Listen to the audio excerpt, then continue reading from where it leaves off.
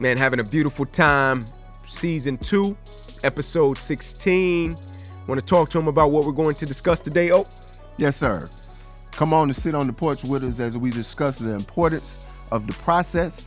We talk about that Georgia red clay and crazy faith. Yes, Lord. Be sure to follow us on Instagram at Serendipity with Inky Johnson, across all podcast platforms as well as YouTube. Be sure to like, comment, share, and subscribe. We greatly appreciate your support. Hope you guys enjoy the show. Peace. What's going on, guys? Welcome to Serendipity, Season 2, Episode 16. I'm Ink. I'm Oak. What's happening? What's popping, man? Before we get started, man, just want to say thanks for tuning in. Thanks for the support. We greatly appreciate it. How you feeling, Oak? Oh, man, I'm over the moon. Like I always say in this moment. Yeah. If I was doing it better. E.T., you over the moon. Like, E.T. go home, the movie, he over the moon. I'm telling you, man, if I was doing it better, I had to go to heaven. I promise you. I promise you that right now. Yes, sir. Yeah, man. How you feeling? I'm all good, man. I'm all good. As you would say in this moment, we all good. Ain't no pressure, man. What you got going on, man? Let's get into it, man. Before we get into it, I got one for you, man. Quote card that reads, I don't fear failure. I fear succeeding at something that doesn't matter. I don't fear failure. I fear succeeding at something that doesn't matter. Man, my thought goes to James Weldon Johnson. Okay. Clark Atlanta University alum who wrote Lift Every Voice and Sing. Most people, we don't get to the third verse where it says, lest we get drunk with the wine of the world, we forget thee. What will make you drunk with the wine of the world is being successful at things that don't matter, at things that you didn't have to work for. Because now you get a sense of entitlement. Yeah. Right? You want to be successful at the thing that you put sweat equity into. Absolutely. Right? You want to be successful at the thing that you woke up before everybody else, that you beat the sun up for. See, if you're able to wake up at 10, if you're able to just, wake up like this and be successful, it is not going to be beneficial for you because you didn't have to put anything in. Yeah. Right? It's like a lottery ticket. You win the lottery. But what happens with most people who win the lottery? What happens with that money? Blow it. Why? Didn't work for it. Didn't earn it, really. Exactly. When you get something that you didn't work for, it's not going to be long lasting, right? But the real cumulative effect is it builds a habit of expectancy without output, without input, without work, without putting your heart into something, without sacrifice, without blood, shed tears, the cliche, all of that. But it gives you the sense of I'm going to get something without giving something. So what is that? Then you have broken the law. You are a universal criminal. A universal criminal. Because you have broken the law of reciprocity. Absolutely. You've gotten something without putting something in. Yeah. We want to be universal citizens. Right. We want to be spiritual universal citizens, not spiritual universal criminals. But most people, I walk down the street, I get a bag of $300,000. Yeah. Right? What am I going to do? What are you going to do? You get the bag. Nobody sees you. Like, you can keep the bag and be good. Yeah. Be good. Like, there are no repercussions. There are no physical repercussions of you keeping that $300,000. Yeah. Right? Because I think, it was somebody, Nelly or somebody. Yeah, I heard that story. Right. That's where I'm coming from with it. So no one sees you. There's no physical repercussions. Like, you're not going to go to jail. You're not going to get persecuted. You find the $300. What are you going to do with it? Now, I'm not here to tell you what to do with it. I'm not here to say what I would do with it. Yeah. But I'm saying what you do with it is going to tell where you are on your maturity scale, where you are on your spiritual walk, where you are in your spirituality in terms of your connection with God. And there's no judgment in that. I'm just saying that's going to be your indicator, what you're going to do with it. What would you do with it? Well, that's your character indicator. Right. It reveals your character. Yeah. So you don't want to get something. Read it again. Let's get these words right now. Said, I don't fear failure. I fear succeeding at something that doesn't matter. Right. So the succeeding at something doesn't matter. What does that breed? What habit does that create? Is really what I'm getting at. Yeah. I succeed at something that doesn't matter. Do I get more focus on the fact that I succeeded, or do I get more focus on the fact that it doesn't matter? Mm-hmm. Yeah. Because if it doesn't impact everybody else, if it doesn't impact your community, if it doesn't impact your ecosystem, then you being successful at it means very little. Yep. But at the same time, it builds a character in you that is going to be debilitating. Debilitating. What you got? What you thinking? It's almost like when you get to certain stages and phases in life, like I often say to people, the meaning of success changes. Mm-hmm. Priority changes, right? Like when you start going and growing throughout life, whether you get kids, whether you get a spouse, whether you get experience under your belt, what you consider to be success, it changes, right? From what the world views as success. Mm-hmm. And so when it says, I don't fear failure, I fear succeeding at something that doesn't matter, I think to the point to where when a cat gets a certain age or get to a certain space and place in their life, and they feel as if the thing they was doing was super important and it mattered and they placed extreme value on it, and then you get to a certain space and place and you're like, man, that didn't matter at all. It's like the story about the father that went to work every single day, grinding, sacrificing, doing his thing. And every time he would come home, his son would come in and be like, hey, Dad, I can get a minute? I want to holler at you real quick. Like, boy, I just walked in the door. Chill, wait. Let me get things straight real quick. And one day, father comes in the house after working a couple of shifts, right? Kicking his boots off. Son comes over to him. Hey, Dad, how much money you make an hour? Right? How much you look at that orange? He eating the orange, y'all. That orange got him. We're going to tell y'all about this orange experiment on another episode. Go ahead, man. We good. Hey, look, so the son comes in, right? And the son say, hey, Dad, how much money you make an hour? And the dad like, son, like, why you asking me that? Like, I work here, man. I put food on the table, bills paid. Why you asking me how much I make an hour? I make $50 an hour. Son like, all right, cool. Son leaves. Next day, father comes in the house. Son says, hey, Dad, can I get $25? Dad's like, all right, cool. What you trying to do with it? He's like, I just really need $25. Dad said, all right, cool. I'm going to give you 25. Dad gives him $25. Son takes the 25, goes to his room. Father's like, man, I wonder what he needed that for. Mm-hmm. Went, opened his door, right? When he opens the son's room's door, son's sitting on his bed, and he pulling out more money. Man in there counting up. Pops get pissed. Man, I've been working. You asking me for money. You already got money. He was like, yeah, but I need a little bit more. I just had 25, and you gave me the 25. Now I got 50. Can I get an hour of your time? And Pop was like, man, I didn't know it was that deep, right? And so you've been grinding. Mm-hmm. You've been working. You've been doing what you was doing, handling your business. But you get to a certain point to where you don't fear failure. You fear succeeding at something that doesn't really matter at a certain space and place in your life. And so it's conviction, and it's always self-assessing and asking yourself the question, man, does this really matter? Right. You know what I'm saying? And so the second one is this. Besides the noble art of getting things done, there's the noble art of leaving things undone. The wisdom of life consists in the elimination of the non-essentials. Discretion. What's the prayer, the serenity prayer? Yeah. Right? That's the first thing that comes to mind. Meaning, having the wisdom to determine what needs your attention and what doesn't. Right. What's most important now? Right. What's the big picture? Even in terms of being in the profession of education,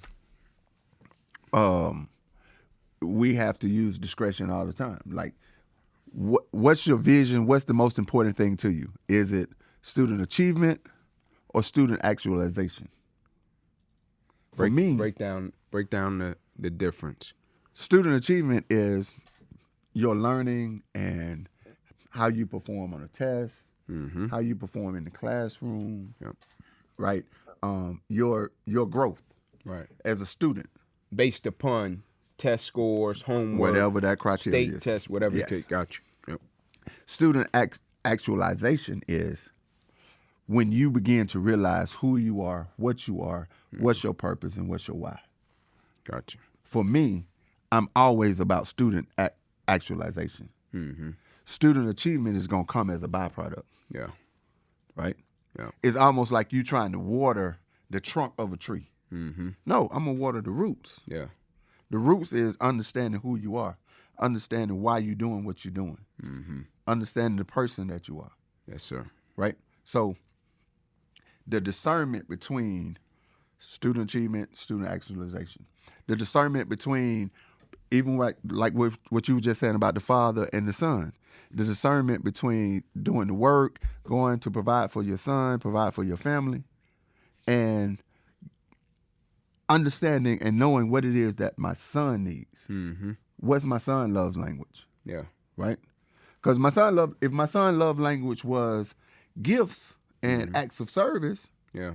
right? Then me working so I can get these dollars so I can buy him such and such and such and such, you on point. Right. But if my son love language is quality time, you missing the boat. No doubt. So that's what I got from the lesson that you were just talking about. Yeah. So you have to have the wisdom to discern between what is it that this person needs, what is it that I need. Is it what's most important in this moment? Mm-hmm. Right? You always want to win. What's important now? Right? So what is the most important thing in this moment is what I have to have the discernment, what I have to have the wisdom to exert upon the moment so that I can be successful, so that the people around me can be successful. And it's going to change every day, every moment. So at every, my cousin always said, at every moment you got to determine and decide what you're going to pick up and what you're going to put down. Absolutely.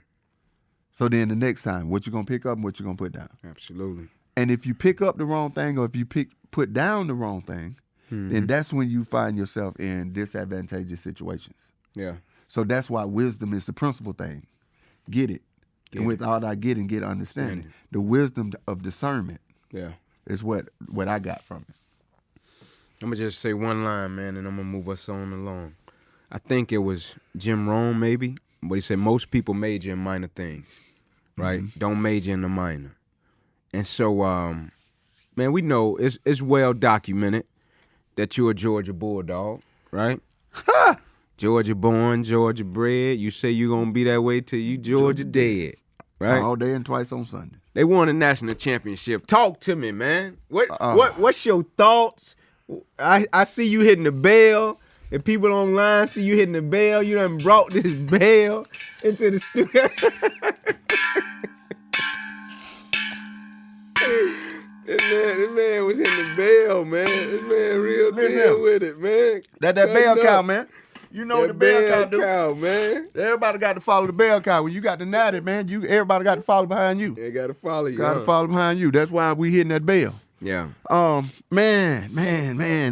Golly, I ain't know you gonna hit me with that. Yeah, man. I really did because, and shouts out, man, to Kirby, UGA. Shouts out to Sabin in Alabama, man. 2 first-class organizations that's getting it done, man. Much props, much respect.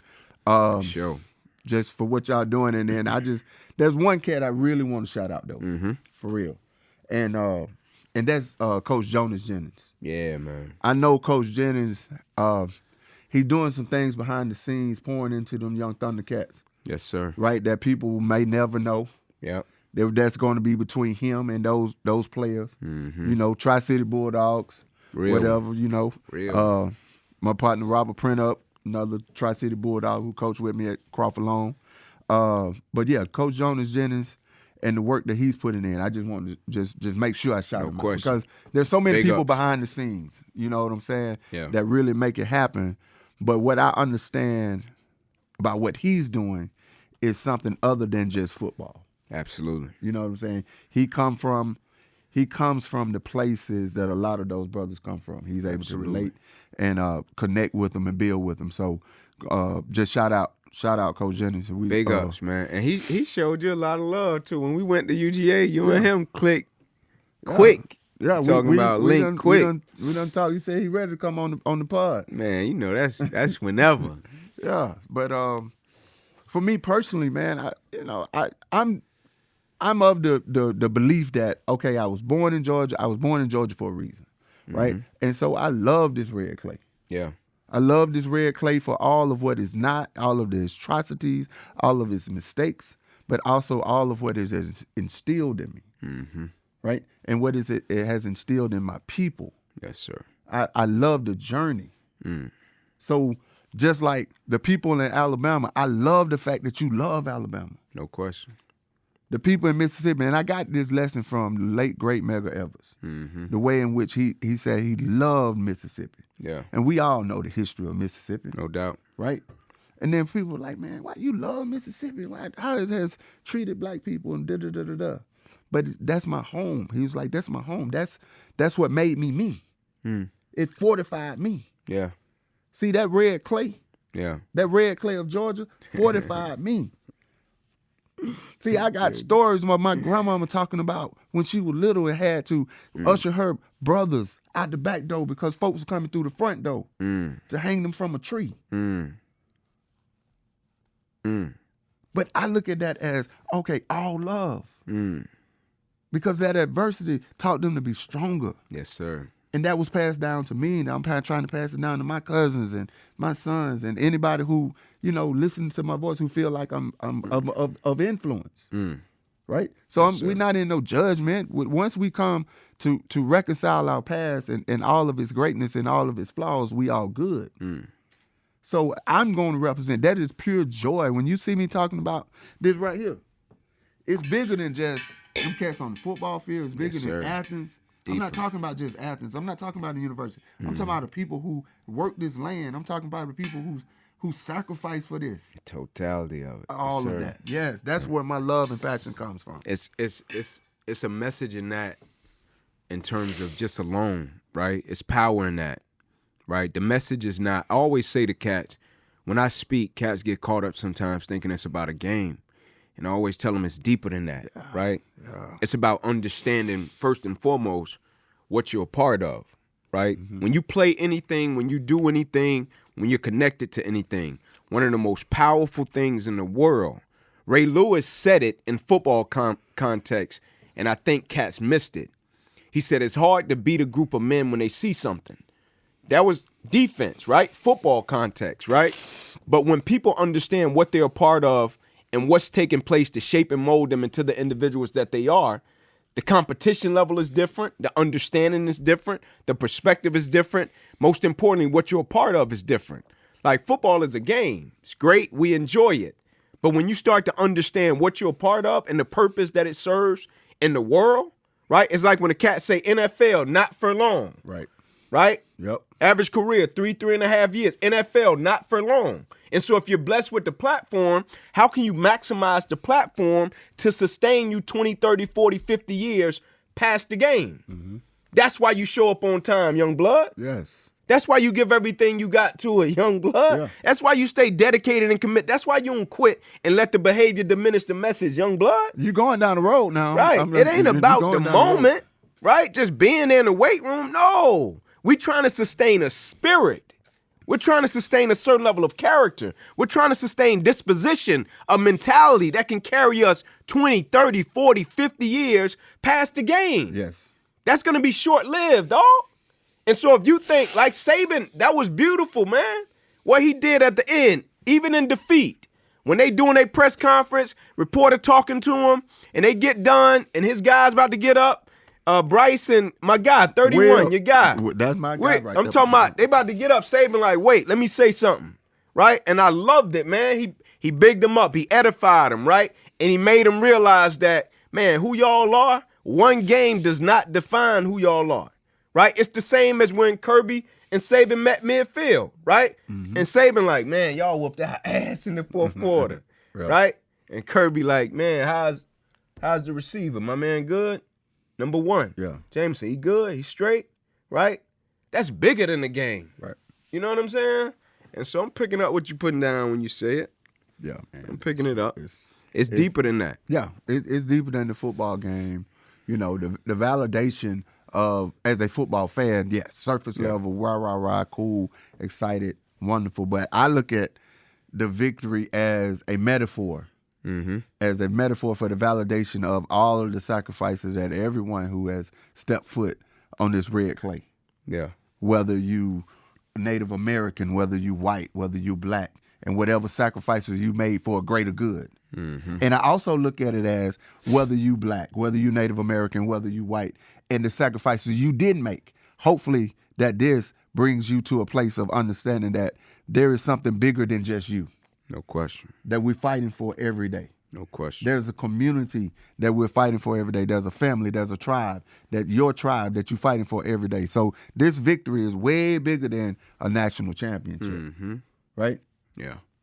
Way bigger than the national championship. Because, you know, I don't get excited like that for a whole lot. Yeah. But that genuine excitement, but it comes and it stems from something bigger than, you know, it's for Coach Dale McGee and all of the sacrifices and down there in Columbus, right? Down on the south side at Carver and pulling cats and saving cats' lives or extending cats' lives like he did. Yeah.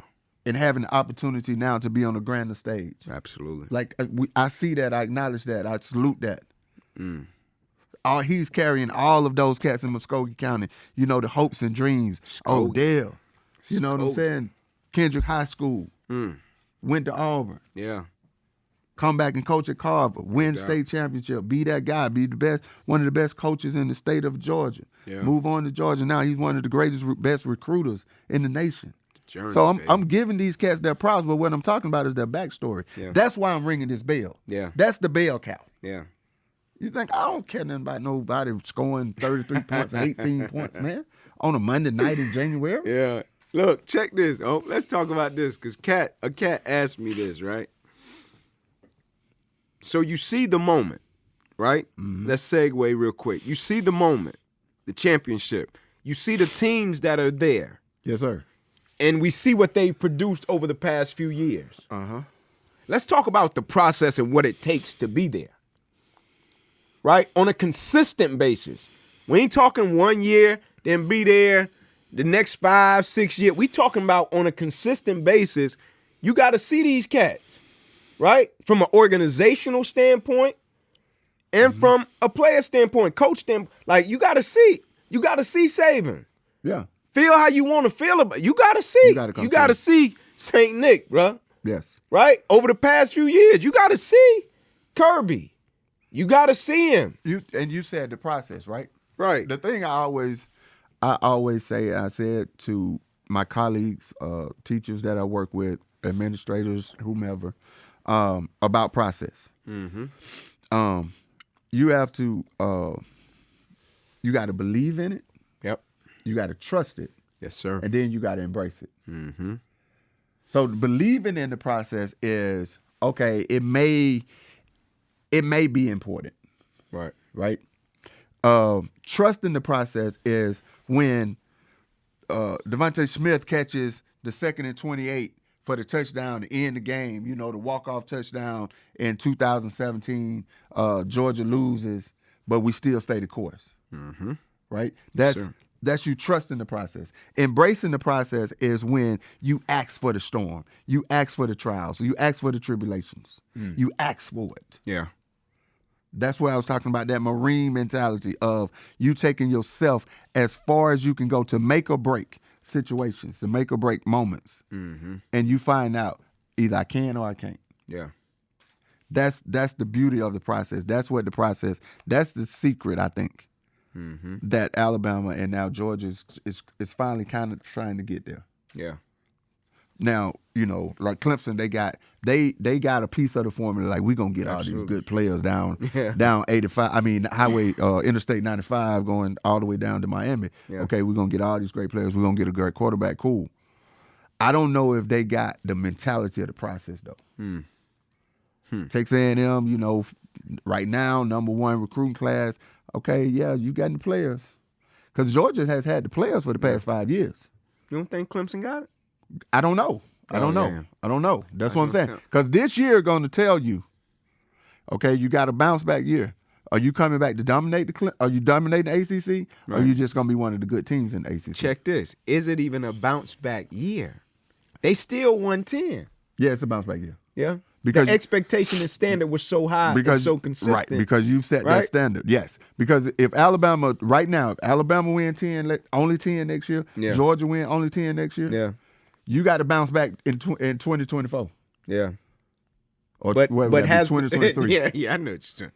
But has the standard been set at a high level to where when they win 10, you know as well as I do how hard it is to win 10 in college, right? Yeah. So that these cats win 10 and cats like, oh, they just won 10. Georgia fired Rick for winning 10. Exactly. Because the standard had been set so high. Once you get that ceiling, you got to break it. Got to break it. Because stagnation leads death. Yes, sir. Yeah. If you're not getting better, you're getting worse. Absolutely. No question. Right? Every day. If you're not growing, you're dying. Absolutely. So the notion of being satisfied is obsolete if you're talking about self-mastery, if you're talking about being the best version of yourself every day. Right. So, yes, Clemson has to come and really come to reconciliation with, 10 wins is not the standard. Because 15 years ago, 10 wins was the standard. Right. In fact, that was the goal. That was the goal. Yep. So now Georgia, okay, come win 9, 10 games next year. Yeah. All right, Kirby. Because then now you're missing the standard. Yeah. You done got drunk with the wine of the world. Yeah.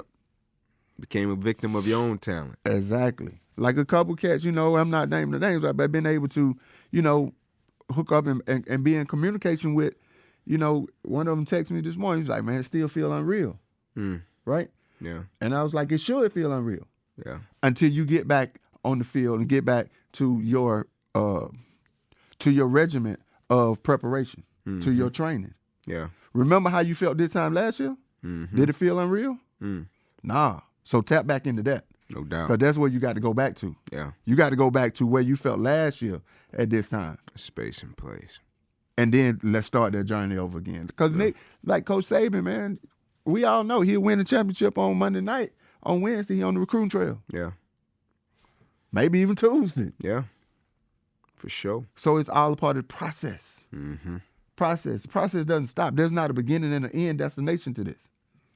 Got to be built for that thing too, man. Yes, it'll take it out of you. Got to be built for it.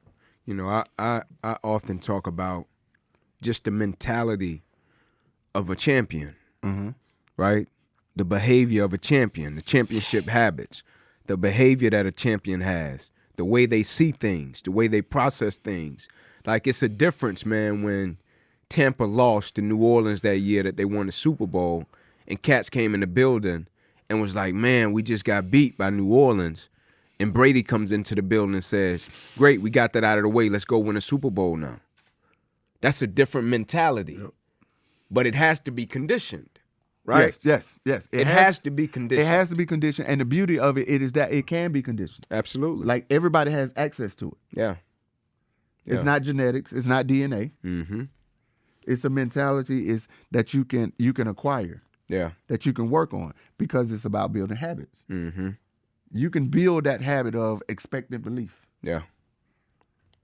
Yep. Isn't that the one? Yep, that's it. Expectant belief. Yeah. That's it. Expectant belief. That's so powerful. Yeah.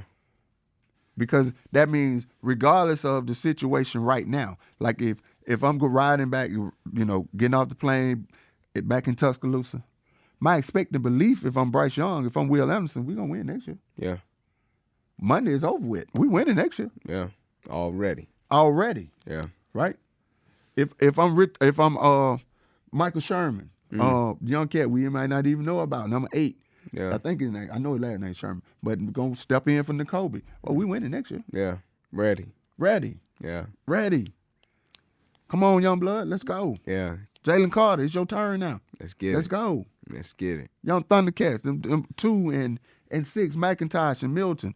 Y'all got to tote this tater now. Yeah. Edwards, let's tote this tater. It's your turn. No doubt. That expectant belief, or you just gonna rest on what just happened. Yeah. Then that's failure. That's when you starting to decline, and that's all I was saying in terms of like the cats at Clemson now. How many of those cats are removed from championship status? Mm-hmm. Or how many of those cats now have on the roster that won a championship? Yeah. Or know what championship work looks like? Yeah. So this year, this will prove it. Y'all, you 0-10 right now. Mm-hmm. That's the mentality that you got to take. So, So, man, I had a question for you, man, with your background, just in terms of education, athletics, the situation with AB, we've watched play out. We've seen different people share their perspective, and I want to know your thoughts. It doesn't have to be direct answers, but I just want to know your thoughts in terms of just how we break down things and brainstorm. What came to mind when you saw it happening or unfolding? First thing that came to mind was, as Malcolm said, the chicken's coming home to roost. Because you've seen the behavior before in different shapes, forms, and fashions, right? So it wasn't surprising. I was getting some of the teachers who don't really even watch football were sending me videos of what happened. Yeah. I was going to get some salmon, right? Something to eat. Wasn't paying no attention. And so, I looked at it like, oh wow, that was AB. Yeah. That was AB. And that's just from the casual perspective, right? Now, of course, the coach, mentor, teacher perspective, like, come on, bruh. Yeah. You stepped out on your teammates. And with Mike Evans and OJ Howard and them trying to say, no, man, stall it out. You just stepped out on them in the moment, right? Yeah. But my biggest issue is with people who refuse to at least see or acknowledge how detrimental this is to a societal thought or a cultural thought process. Right? The notion of entitlement, the notion of pimping your gift, the notion of how we leverage and allow people who are very talented that have a gift that can be monopolized. We allow them to pimp their gift regardless of the content of their character. Yeah. That's tough. That's saddening to me. That's saddening to me. And finally, I'm gonna say, like, to Antonio and to anyone who who's just listening, right?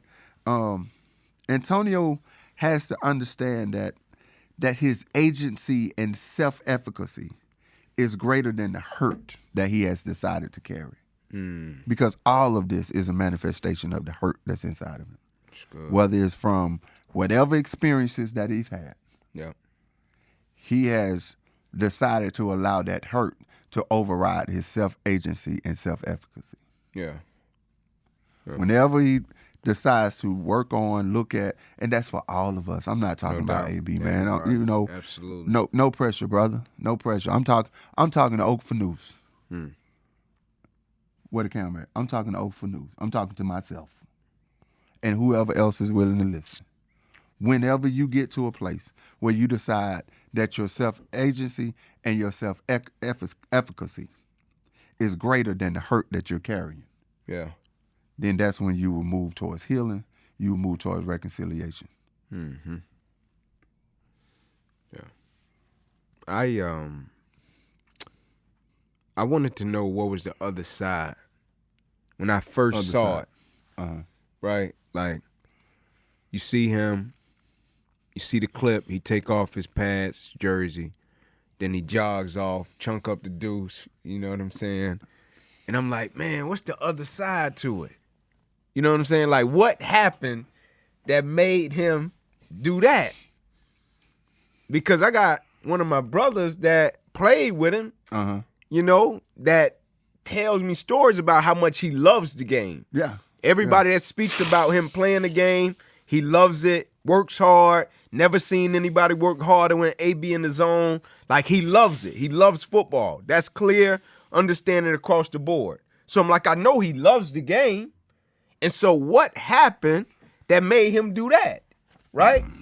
And so then I thought about this, I was like, something had to be said, right? Because AB from, Miami, Liberty City, somewhere down through there, right? And so when cats come from that type of space and place, environment, it took me a while. Like, I remember I got thrown out of a Thanksgiving basketball tournament. Cost my team. All behind words. Cat called me buckwheat. Man, I lost my shit.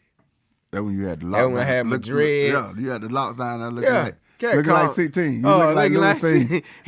Cat come out on the court. What's up, buckwheat? Oh, I done bowled him in his shit and everything. I get tossed. I'm looking at the ref like I ain't do nothing. I lost it. And I sat there on the bench and watched my team lose. And I remember feeling like the biggest fool, man. And the cat that called me that, he playing. Let me just can I put a pin? Yes, sir, man. The fact that you felt like the biggest fool is the difference. Because I don't know what a man feels inside. All I know is what he articulates. Yeah. I have not gotten the articulation that he feels like he was a big fool for leaving his teammates. That is the line of demarcation. Yeah. Yeah. So that's what I'm saying. It's deeper than the moment. It's deeper than your upbringing. Yeah. There is some level of hurt. There's some level of disconnection, right? People talk about Devontae's perfect hit, right? That may cause whatever, this, that, and the third. That may be true, right? Yeah. Well, there were, and we talked about this. Right. There are teammates. There are people who are around him. In this situation, no one has come to his defense. What they'll come and say is he loved ball. Yeah. He works hard. Yeah. But no one comes to the defense of his character. Yeah. His personal character. They'll come to the defense of his competitive character. But this was your personal character on display. Yes, sir. No pressure. No pressure. Yes, sir. No pressure. And when you were talking about it, one of his teammates, you know, I know what you're talking about. Yeah, you know. And that's the general consensus. Yep. He's gonna work hard. He's gonna tell you he works hard at his game. He works hard at his craft. He's gonna run the route. He is one of the greatest receivers ever to play NFL football. No question. No question. I don't know if he loves football though, because the question a man or woman always got to ask themselves: do I love you, or do I love me through you? Yeah. Was football the way in which he garnered the attention? Or is it the game itself that I love? Yeah. I don't know the answer to that. Yeah. I'm just throwing the question out there. If we're talking about football, we're talking about a mate, we're talking about anything. Do I love you or do I love me through you? Because if I love you, then I'm going to always be your biggest cheerleader. I'm always going to be your biggest supporter, regardless of how that makes me feel. Right. Regardless of what position that puts me in. Right. Now, if I love me through you, everything is transactional, as you say. Yes, sir. So if the transaction benefits me, cool. As he said, he hinted at it. Yeah. Brady is my friend because I'm a good football player. Right? He wasn't saying Brady loves me. Brady loves Brady through me. Brady loves winning through me. Yeah. Yeah. Yeah. You got to ask yourself this question. Do I love you or do I love me through you? Yes, sir. Yes, sir. That's good. And so, again, with AB, when he understands, or all of us, any of us, when we get to our threshold, right? Because that was just a moment. He had a public display of getting to his threshold, Right. but we all have gotten to our threshold. All been public less or than our private. best. Absolutely. Right? All of us being less than our best. The great Gerald Nelson said that, your principal at Sammy Cohen. Yes, sir. He said, Mr. Mitchell, we all been less than our best. I've been less than my best sometimes. Yes, sir. And that helped shape me. That was my first year teaching. It helped shape me in how to deal with you guys. Yeah. And all of the foolishness and the shenanigans that y'all would do. They less than their best. That doesn't define them. It's sort of like what Nick was saying about Will and Bryce. Yeah. This one game doesn't define the greatness of who they are. Absolutely. Powerful. Right? This one day on Powerful. a Wednesday in the middle of November, and y'all just, for whatever reason, acting a fool, doesn't define who you are as young people. Who doesn't define who you're going to become as people. Don't let the moment define you. And most importantly, don't judge other folks on the moment. Absolutely, man. Don't judge other folks on the moment. Man. It's a moment, man. Right? But what we're saying about AB in terms of these continuous actions, right? So to me, I ain't trying to play no psychologist or none of that stuff, but there's clearly some hurt that he has not reconciled. Yeah. And he doesn't understand that his agency and his self-efficacy is greater than the hurt that he has experienced. Yeah. Yeah. So when you speak to it from a societal issue, like I'm picking up everything you putting down. And when they started talking about what was said, right? Whether it was said or wasn't said, it made me think about my mom. And one of the reasons I'm so grateful and thankful for my mom was the lessons she taught me early in my life, but specifically the moment I want to speak to is when I was in the 5th grade. Yes, sir. Fred A. Toomer, right? Before I got to Sammy E. Cohen, down off Boulevard, old Jose Williams, yes, right? Sir. Yeah. We playing around in the 5th grade. They have like chorus, right? And you know, I'm joking with some of the cats in chorus, and I mess around and go in there and get me a flute, right? I'm joking though. I'm playing. Well, let me get a flute. Y'all play the flute? I'm playing. I come home with the flute. Got a black case, beautiful case. I come home with it. Soon as I hit the gate, my uncle's on the porch. They light me up. Boy, what you do? You play a flute? Choir boy. Choir boy from the 5 Heartbeats. They light me up, right? They light me up. I'm having fun with it though. I'm joking. But I'm really trying to be a little jerk to some of my partners that's playing it for real, right? So I play the flute about 2-3 days, and I decide my time is up with the flute. It's time for me to turn the flute back in to the chorus teacher. I turn it back in. I come home one day. I hit the gate. My mom on the porch. Ink, where your flute? I said, oh, I gave that back to the chorus teacher. No, you didn't. I said, yeah, I ain't in chorus. She's like, but no, you going to get that flute. You going to finish that chorus session. I was like, Mom, I don't do chorus. Like, I play ball. She's like, no, we going first thing in the morning. We going to get that flute, right? And I finished it, right? And she taught me something valuable. Whether you want to finish something, whether you don't like something, whether somebody says something to you, you going to finish what you start, young man. And at the time, I was young and didn't understand it. But what she was teaching me, the principle was, what's more important, what you acquire from a situation or who you become as a result of a situation? If I can teach you to do something that you don't like and still show up and do it, I can cultivate your character. So later on in life, if somebody says something to you, you done, right? Yeah. But if I love what I do, your words ain't gonna dictate how I show up. What you said to me ain't gonna dictate how I do my thing. If I don't get what I want from the situation, they ain't gonna dictate what I do. That's why I say to cats all the time, can you be committed to the process of what you're doing without being emotionally attached to the results of it? Yes. If the result changes, does it change you? Right? So when a cat say something to you and say, you done, it's over with for you, you can grin at him and say, bro, I'm sorry. You said what you said, but don't dictate how I do what I do. Yes, sir. I appreciate your words, though. Yep. But I'm going to still show up and do my thing. Yep. Because I'm more valuable than your words. You are more valuable than someone else's words. Yes, sir. So, a I guess really one thing, man. I don't know how much time we got, but I really wanted to. Something just came on my heart the other day, and I wanted to give, as you were talking about the lesson that Miss Ruby had taught you, one of the most valuable lessons she taught you. Right? Yes, sir. And so I got a gift for her, and I would like to, if you don't mind, can I give it to her, give it to you to give to her? No question. So I was just sitting, man, and what the Spirit put on you, when it put it on you, you better follow it. Yes, sir. And so it was just put on my heart, and this just what came of it. These words came of it. It's called Miss Ruby's Son.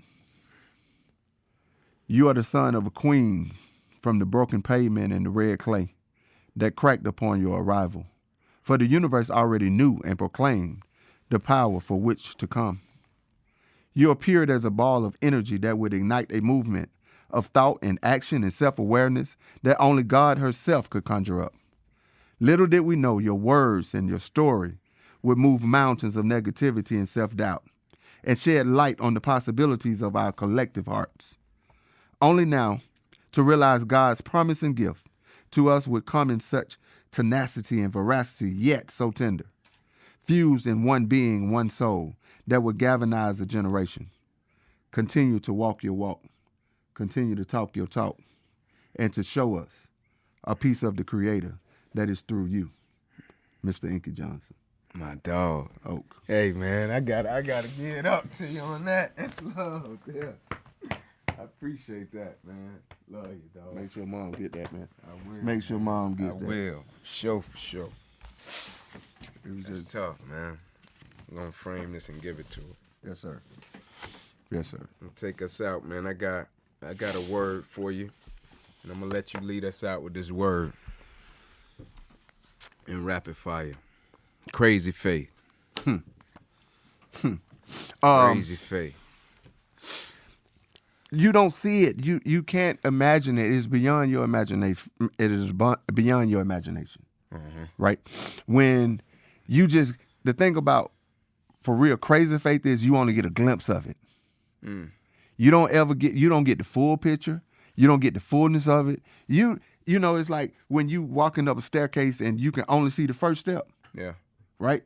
Crazy faith is you just feel that it's steps. It's a staircase. You can't even see the first one. But once you take those steps and get all the way to the top, then you were able to get a glimpse of the promised land.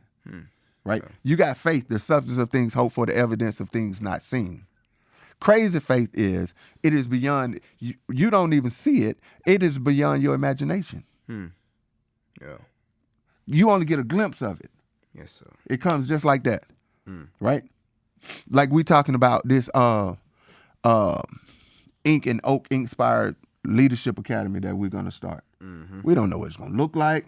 We don't know how it's going to. We really don't know nothing except it's just a seed and a vision that we're going to take some young folks and impart upon them some of the stuff, all of the stuff that we have developed in terms of our relationship. Absolutely. What that looks like, who knows? What that develops into, who knows? Yeah. So we're going to step out on some crazy faith. Yes, sir. Right? So crazy faith is being able to take the step up the staircase and you don't even see the first step. Yeah. You don't even know it's a staircase. You just stepping.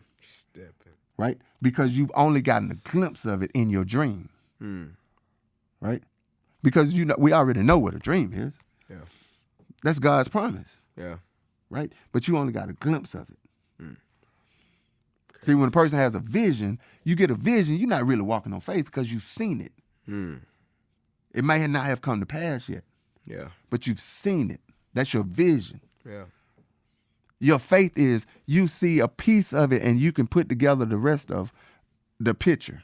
Yeah. Crazy faith is I only seen a glimpse and then that glimpse was gone. So now I just got to walk on my crazy faith, which is crazy tomorrow, but crazy yesterday, reality tomorrow. Yeah. You just in between the two. Crazy faith. Shout out to my partner. What's my partner name? Who on the pastor who talk about it? Oh, he get it in now. He gets it in. Young fella gets it in. But that crazy faith real. Yeah. It's gonna take you to another level. Faith has gotten us thus far. Crazy faith is gonna get us over the hump. Yes, sir. Yes, sir. Picking up what you're putting down, Doc. There you have it, man. We appreciate your time, your support, your ear. Y'all stay safe, man. Peace.